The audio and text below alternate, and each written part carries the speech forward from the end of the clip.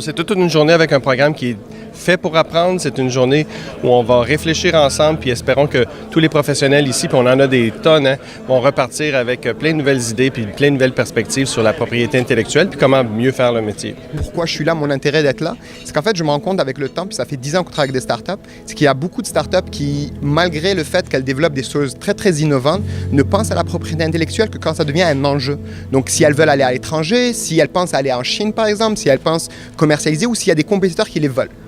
Et là, c'est trop tard. Donc, c'est un peu cette idée-là de dire est-ce qu'on peut apprendre aujourd'hui pour bâtir en amont et ne pas se retrouver dans une situation où on le regrette, en fait. Donc, il y a plein de belles questions, puis c'est vraiment super intéressant parce qu'il y a des débuts de réponses, mais surtout, je trouve qu'il y a des beaux contacts. Comme là, juste à la table du lunch, on a eu de belles rencontres, puis ça nous a permis, échange de cartes d'affaires. On a eu la personne du FBI qui nous a donné la carte d'affaires pour dire « Hey, si tu veux une autre présentation ou venir voir de manière plus précise comment on implémente ça, ça nous fera plaisir d'être là. » Et ça, c'est pas des occasions qu'on a tous les jours. Donc, c'est vraiment cool. Souvent, c'est qu'on pense qu'il y a des cul-de-sac parce que d'autres ont de la propriété intellectuelle, mais il y a toutes sortes de solutions qui peuvent être envisagées.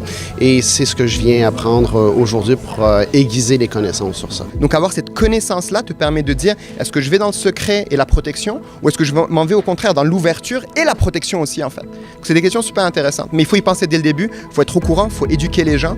Puis c'est ce que des événements comme aujourd'hui, mais c'est ce que nous tous comme acteurs de la communauté devons faire pour permettre à nos nouveaux innovateurs d'être au courant et de bien se protéger. Qui devrait venir à Fort Pic l'an prochain? Le plus de gens possible qui s'intéressent de proche ou de loin au changement, je pense qu'on vit de façon générale. Des juristes comme des gens du milieu entrepreneurial, comme on avait une question super intéressante de monsieur du milieu médical aussi qui est venu parler des données par rapport aux patients et tout ça. Donc je pense que ça concerne tout le monde en fait honnêtement.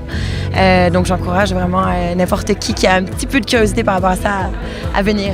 Écoutez, moi c'est ma première présence à Fort Pic. Et puis, c'est un réseau de contacts qu'on n'est pas habitué de faire. On fait affaire avec des agents de brevets spécifiquement, mais d'entendre parler des autres entreprises, de se faire un réseau de contacts sur la propriété intellectuelle, on peut partager puis on peut voir la maturité des différents intervenants par rapport à la propriété intellectuelle. Puis réseauter, c'est aussi important parce qu'un événement comme Fort Pic, ça regroupe des gens de différents milieux, le milieu universitaire, le milieu de la recherche, le milieu professionnel, le milieu industriel. Donc, on peut faire aussi des connexions pour des connexions d'affaires aussi. Je pense que, comme d'habitude, c'est un rendez-vous pour l'année prochaine. Et si ça pouvait se faire dans 6 mois, ce serait encore mieux. Merci aux commanditaires. Sans vous, l'événement n'aurait pas pu avoir lieu. Merci aux participants puis de différents secteurs. C'est très apprécié. On refait ça l'année prochaine. Hey, c'était quelque chose, hein, Pascal. Une journée, oui, je pense que les gens ont appris. Je pense qu'il y avait une bonne balance entre les apprentissages pour les professionnels de la propriété intellectuelle, mais aussi pour les industriels puis les académiques. Donc, je pense qu'il y avait un peu des deux.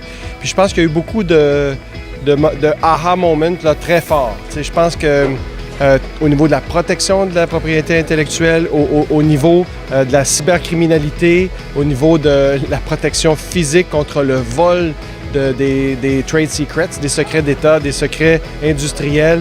Ce midi, ça a été un moment très fort avec une conférencière extraordinaire qui était une agente spéciale du FBI avec nous, là, mémorable. C'est le genre de choses au Fort Pic là, qu'on retrouve. Des moments mémorables pour nous allumer, nous inspirer puis faire de nous des meilleurs professionnels en propriété intellectuelle.